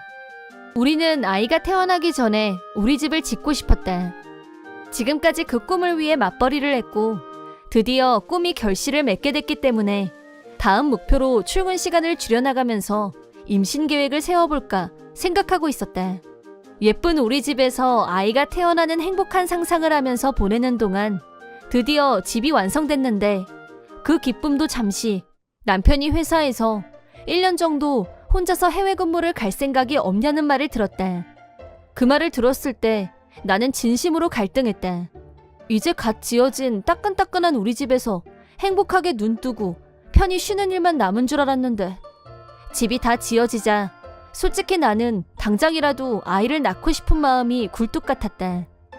하지만 남편이 혼자 해외 발령을 받고 나가버린다면 내 꿈은 당분간 접어야만 하는 상황이었다. 원래 남편은 고연봉자였고 집도 생긴 마당에 내가 굳이 풀타임으로 일을 안 해도 생활하는 데는 전혀 지장이 없었고 1년 동안 떨어져서 사느니 차라리 나도 사표를 내고 남편을 따라가서 천천히 아이를 가질 준비를 하는 게 좋겠다 라는 쪽으로 생각이 기울었다. 내 생각을 남편한테 전달했다. 남편은 우리 집이 완성된 기쁨도 잠시 이 집에서 사는 꿈이 눈앞에서 멀어지는 것 같아서 미안한 마음과 동시에 내가 같이 가면 외롭지 않아서 좋고 아이를 낳고 싶다는 내 생각에 동의했는지 같이 해외 근무지로 가는 것에 찬성이라고 말했다. 남편 회사에서도 우리가 새 집을 지은 지 얼마 되지 않았다는 건 알고 있었고 그래서 나는 남을 거라고 생각했었는지 회사에서 의외라는 반응이었다고 한다. 그래도 이왕이면 우리가 쾌적하게 살 수 있도록 원래는 남편 혼자 살 집을 빌릴 예정이었지만 가정용 넓은 집으로 집을 마련해주겠다고 하셨고 이사 계획도 잡혔다. 마지막 남은 집 문제는 우리가 없는 1년 동안 가까운 곳에 살고 계신 시부모님께서 집을 관리해주기로 했다. 시아버지도 이제 막 집을 지었는데 내가 혼자 남는 게 아니라 남편을 따라서 가겠다고 하자 깜짝 놀라셨는데 빨리 손주 보여드리고 싶어서 그렇다고 하자 기꺼이 집 관리를 맡아주시겠다고 했다. 모든 문제를 정리하고 나는 남편을 따라 해외 부임을 와서 새로운 환경에서 슬로 라이프를 즐기며 지냈다. 남편이 발령받아온 곳은 연중 따뜻하고 사람들도 친절하고 이렇게 아무 스트레스 없이 지내보기도 처음이었는데 정서적 안정감 때문인지 2개월 만에 임신 징조가 보였다. 정확하게 확인하기 위해 병원에서 검사를 받았고 틀림없다는 걸 알고 난 후 남편에게 알렸다. 남편은 뛸 듯이 기뻐했고 그날부터 나는 충분한 휴식기를 취하며 임신기를 보냈다. 임신 후기에 들어설 무렵 남편의 근무기간이 다 끝났기 때문에 우리는 1년 만에 집에 돌아오게 됐다. 집으로 가는 길에 남편과 나는 새로 지은 우리 집에서 뭘 할까 그 얘기로 들떠 있었다. 이렇게 빨리 아기가 생길 줄 몰라서 아기방 꾸미는 얘기, 아기 용품을 어디에 둘까, 어디로 뭘 사러 갈까 얘기꽃을 피웠다. 재미있게 얘기하느라 시간 가는 줄 모르고 집에 도착했는데 우리 주차장에 모르는 차가 주차되어 있었다. 남편과 나는 동시에 서로 쳐다봤다. 시아버지한테 집 관리를 맡겨놨으니까 점검 같은 걸로 외부 사람이 왔나 하면서 집을 둘러보다가 마당에서 모르는 사람들이 자기 집처럼 살고 있는 걸 발견. 남편과 나는 깜짝 놀라서 동시에 누구야 하고 소리쳤다. 여기서 뭐 하시는 거냐고 묻자 그 사람들이 오히려 우리를 이상한 눈으로 보면서 우리 집인데요 라고 대답. 당연히 내 눈길은 집안을 향했고 우리는 아직 하루도 살아보지 못한 집인데 딴 사람들 살림이 빼곡빼곡 더럽혀진 키친, 너저분한 거실, 경악스러웠다. 부부 외에 어린아이도 같이 살고 있었는데 우리가 새 집에 넣었던 새 하얀 신상 소파는 아이가 그린 것으로 보이는 크레파스 낙서 자국이 선명했다. 소파뿐 아니라 벽에도 온통 낙서 투성이로 덮여있는 집안을 둘러보며 아연질색했다. 정신이 혼미할 지경이었지만 냉정을 되찾은 남편이 대체 이 집에 어떻게 들어와 살고 계신 거냐고 묻자 남자는 자기 고모한테 열쇠를 받아서 들어왔다고 당당하게 대답했다. 우리는 분명히 시아버지한테 집안 관리를 부탁했는데 대체 어디서부터 일이 꼬인 건지 알 수가 없었다. 진상을 추적해보니 시어머니가 몰래 열쇠를 복사해서 남편의 사촌한테 주었고 우리 아들이 올 때까지 살아도 된다고 멋대로 집을 내준 것이었다. 남편은 시어머니 쪽 친척과는 거의 왕래를 한 적이 없어서 사촌이라고 자기소개를 하는데도 누군지 전혀 모르는 것 같았다. 사촌이든 아니든 누가 들어와 산다는 얘기는 전혀 들은 적이 없었고 시아버지께 전화를 걸자 시아버지도 무슨 자다가 봉창이냐며 득달같이 집으로 달려오셨다. 그때 시어머니도 같이 왔는데 남편과 시아버지가 동시에 허락도 없이 열쇠를 넘겨주고 집을 내준 저희가 뭐냐며 눈에서 불꽃이 튈 정도로 열을 내자 시어머니는 처음엔 얼굴이 새파랗게 질리더니 나중엔 적반하장으로 1년이나 그냥 비워두느니 누가 와서 살아주면 더 좋지 뭘 그래? 너야말로 오면 온다고 미리 말을 했어야지 라고 핏대를 세웠고 점점 더 열이받은 시아버지는 시어머니한테 당장 똑바로 설명하라고 호령했다. 그러자 사촌이 나서서 이실직고했다.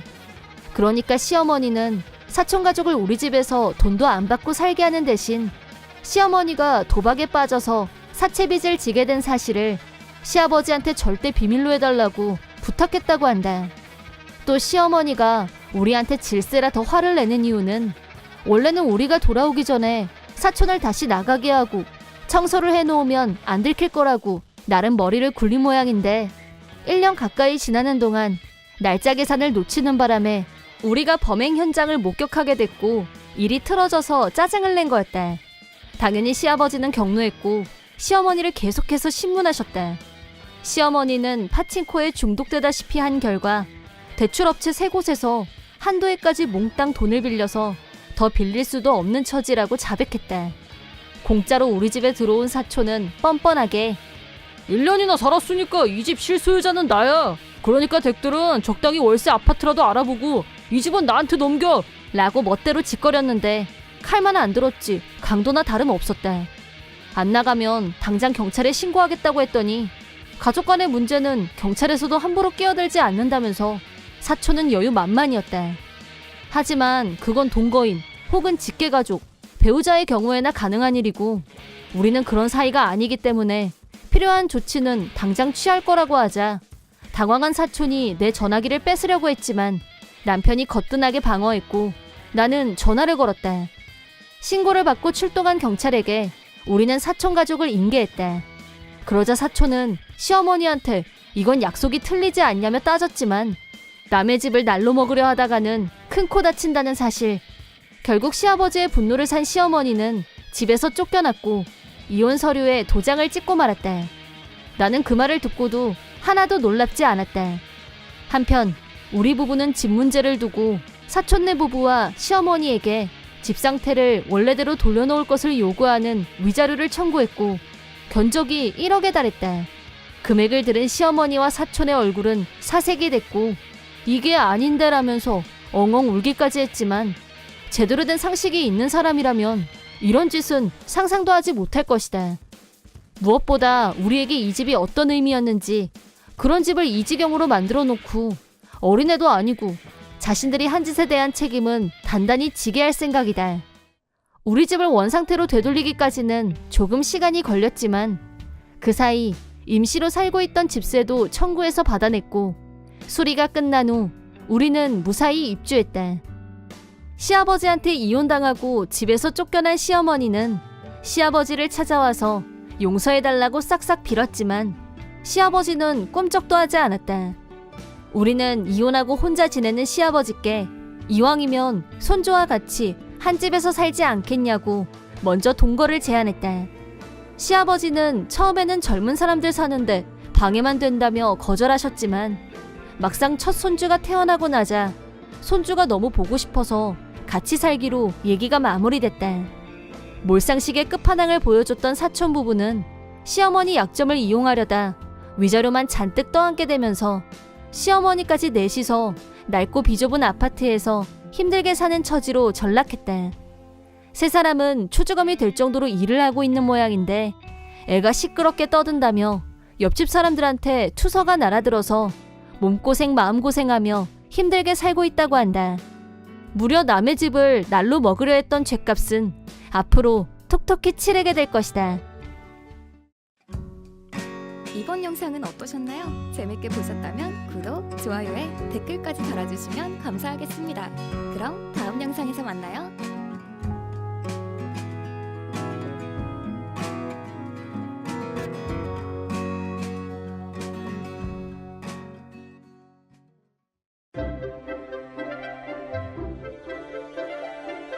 사이다 무비튼. 내 이름은 명석희. 남친 한재수와 나는 달달 커플이다. 우리 결혼했어요의 실사판이랄까? 결혼을 전제로 동거 중이다. 결혼이 곧 현실이 되기 직전이다 보니 현실적인 얘기를 하는 일이 많아졌다. 결혼하면 우리 어떻게 살까? 글쎄, 일단 우리는 맞벌이를 하면서 집값도 반반 내고 아이는 둘 정도? 그럴까? 첫애는 30살에 낳고 싶어. 그리고 아프거나 다치면 치료비는 당연히 각자 자기 재력으로 감당하는 걸로, 또 서로 자기 부모님한테 용돈이라던가 유산 같은 수입이 생기면 둘이서 반반씩 나눠 갖기. 그건 좀 아니지 않아? 뭐가? 왜? 이렇게 말하는 건 미안하지만 우리 집하고 재수 씨 집하고는 형편이 다르잖아. 우리 집은 중산층에 아빠가 대기업 간부였지만 재수 씨 집은 자가도 아니었고 근근히 사는 집이었다. 그래서 유산을 반반씩 나눠 갖자는 말을 들었을 때 기분이 묘했다. 그 말이 나왔을 때는 재산 분연이 하는 건 지금 얘기할 단계는 아닌 것 같다고 제지를 가하자 한재수도 그 문제에 대해서 서두르는 입장은 아니었는지 그렇긴 하지 라고 대답하고 일단락지었다. 그러고 나서 시간이 좀 지나서 한재수가 직장에서 일어난 일에 대해서 나한테 말해준 적이 있었다. 회사 선배 부인이 입덧이 너무 심해서 입원을 했대. 어머, 몸은 괜찮대? 괜찮겠지. 병원에 있는데 뭐. 선배도 참 복도 지질이 없지. 그런 여자를 뭐 했어? 뭐? 무슨 뜻으로 하는 말이야? 무슨 뜻이긴. 선배 와이프 입덧이 심해서 회사도 그만뒀대. 그럼 이제 뻔하지. 선배 혼자서 죽도록 벌어야 되잖아. 선배도 너처럼 튼튼한 여자랑 결혼했으면 그 꼴은 안 당했을 텐데. 무슨 말을 그렇게 해? 임신한 사람은 얼마나 힘들겠어. 그리고 나도 입덧하면 어떻게 될지 알 수 없는 일이야. 내가 그렇게 말하자 한재수는 진짜 깜짝 놀란 얼굴을 하더니 나더러 너도 입덧이 심한 타입이냐고 물었다. 그거야 임신을 하기 전에는 모르는 일이라고 대답했더니 어이없다는 표정으로 병원에서 검사 받으면 알지 않냐면서 눈을 똑바로 뜨고 말하는데 기가 막혔다. 그게 그렇게 쉽게 알 수 있는 거면 여자들이 그 고생을 할 리가. 그러더니 급기야 나더러 임신하면 자기한테 민폐 끼칠 거냐고 물었다. 그걸 그런 식으로 말을 한다는 게 믿어지지 않았다. 여자는 자신의 모든 걸 걸고 아이를 낳는다. 임신하고 나서도 일을 하고 싶어도 입덧, 조산, 출산 등 여러 가지 사정으로 그만둬야 하는 경우가 생길 수 있다. 출산을 하고 나면 그런 부담은 더 커진다. 그런데 한재수는 여자의 입장은 전혀 고려하지 않은 채 나한테 자기한테 민폐 끼치지 말라는 식으로 미리 선을 긋고 있었다. 그럼 애를 낳자는 거냐 말자는 거냐 라고 따질 뻔했는데 그러면 진짜 싸움이 날 것 같아서 꾹 참고 더 이상의 얘기는 하지 않았다. 혼자 방에 누워서 복잡한 생각들을 이리저리 곱씹어보고 있자니 불현듯 이 남자에 대한 애정이 저 멀리 사라져가는 게 느껴졌다. 아무리 생각해도 한재수 쟤 너무 비상식적인 거 아님? 어떤 여자가 임신도 안 하고 입덧 타입을 알아? 자꾸 돈 얘기하는 것도 이상해. 다음날 아침 눈 뜨고 다시 얼굴을 마주한 순간 한재수는 어제 했던 얘기를 또 끄집어냈고 나도 이번에는 단단히 따지기로 했다. 재수씨는 자기가 언제 죽을지 알아? 몇 년 몇 월인지? 갑자기 뭐래니? 내가 그걸 어떻게 알아? 그럼 곤란하지. 네가 그걸 알려줘야 내가 돌봄 준비를 할 거 아니야. 너 진짜 세상에 어떤 사람이 그걸 알아? 너 뭐 잘못 먹었냐? 그런 건 다 핑계지. 그걸 왜 몰라? 알면 알지. 나는 한재수 흉내를 내면서 과장된 몸짓도 같이 섞어가며 말했다. 헐, 너 반식물인간 되고 나서 나한테 엉기고 민폐 끼치고 그러기 없기다? 너 아까부터 뭔 헛소리야. 지금 장난해? 네가 언제 죽을지 병원에 가서 검사 받으면 알 거 아니야. 네가 언제 죽는지 정도는 알아야지. 가서 알아와. 너 어제 나한테 그렇게 말했잖아. 뭐야? 너 지금 어제 일로 분풀이 하고 있는 거였어? 무슨 분풀이? 쪼잔하게 남 핑계 대기 없기? 분풀이 맞잖아. 누가 핑계를 대? 임신하고 수명은 완전 다르지. 네가 어제 말한 거랑 내가 지금 얘기한 건 같은 맥락이야. 못 알아들었으면 됐어. 나 오늘부로 우리 집으로 갈 거야. 뭐? 일단 진정 좀 해. 나는 어젯밤 미리 준비해둔 짐을 들고 부모님 집으로 향했다. 엄마 아빠한테 사정을 말씀드리자 두 분은 격노했다. 재수가 진짜 그렇게 말했단 거지? 상식이 없는 것도 어느 정도여야지. 결혼 전에 상대 부모의 유산 분여까지 얘기하는 건 너무 충격이다. 두 분은 당사자인 나보다 몇 배로 더 화를 내셨다. 핸드폰을 꺼내보니 한재수한테서 전화가 수도 없이 걸려와 있었지만 착신 거부. 그랬더니 이번엔 폭풍 이메일. 혼자 열내고 가버리면 어쩌잔 거야. 아직은 기회가 있으니까 당장 돌아와. 쪼로로 부모님한테 가는 건 좀 아니지. 언제 철들래? 헐, 훈계질을. 철이 안 든 사람이 누군지 그것도 알려줘야 되나? 한동안 메일에 답장도 안 하고 일십했는데 묵묵부답으로 일관하는 나한테 속이 부글부글했는지 한재수가 집으로 찾아왔지만 아빠가 혼쭐을 내고 문 앞에서 쫓아냈다. 그랬더니 부모님 뒤에 숨는 건 비겁하다는 둥 가짜는 말로 또 일장연설의 메일을 보내왔다. 뭐라고 떠들건 헤어질 결심은 흔들리지 않았다. 오히려 시간이 갈수록 그 결심은 굳어져 갔다. 내가 계속 무시하자 이미 약혼에 동거까지 한 사이인데 일방적으로 결혼 취소할 거면 위자료를 내 라고 요구했다. 분위기를 보아하니 한재수는 나와 화해하기보다는 위자료를 챙기고 헤어지는 게 낫다는 쪽으로 방향 전환을 한 것 같았다. 나는 한재수 부모님께도 헤어질 거란 얘기와 왜 그런 결론을 내렸는지 이유와 과정에 대해서 직접 만나서 말씀드리기로 했다. 내 얘기를 다 들은 한재수 어머니는 격노하셨다. 나한테 진심으로 사과하면서 자기 아들이지만 너무 부끄럽다고 하셨고 헤어지는 게 정답이라면서 한재수를 바로 호출하셨다. 어머님의 연락을 받고 집에 온 한재수는 자기 부모님은 왜 끌어들이냐며 나한테 치사한 인간이라고 따지고 들었지만 다음 순간 한재수 뒷덜미를 어머니가 확 휘어잡더니 전력을 다해서 주먹으로 얼굴을 후려치셨다. 이런 천하의 몹쓸 놈. 여자가 아이 하나를 낳기 위해서 얼마나 고생하는지 네가 알아? 그런데 뭐 민폐 끼치지 말라고? 내가 뭐든지 도울게. 그렇게 말해야 사람이지. 그리고 또 뭐? 결혼도 하기 전에 처갓집 덕 볼 생각부터 했니? 유산 어쩌고 한 게 사실이냐고. 너같이 속이 시커먼 놈하고 어떤 여자가 결혼하고 싶겠어? 한재수는 얻어맞은 뺨을 감싸주면서 눈물이 글썽해서는 그건 어쩌고 변명했지만 그 꼴을 보고 있자니 정말 가관이었다. 어머님 말씀처럼 결혼도 하기 전에 처가 부모가 주군으로 생각하다니 속이 시커멓게 썩은 게 분명했다. 하지만 한재수 어머니가 못난 아들 대신 사과한다며 아버님과 같이 나한테 머리를 숙이셨고 파혼도 달게 받아들이겠다고 말씀하셨다.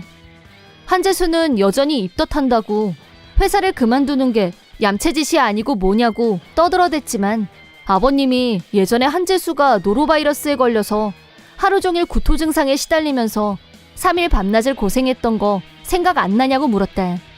입덧이란 게 쉽게 말하면 그런 구토 증상이 몇 달이나 계속되는 임산부도 있고 달수 현상으로 링거트온으로 버텨야 하는 경우도 있어. 너라면 그걸 견딜 수 있을 것 같냐? 그런 몸으로 출근이 가능할 것 같아? 다음에 네가 또 노로바이러스에 걸리면 오냐? 내가 네 놈을 질질 끌고서라도 회사 앞에 데려가 주마.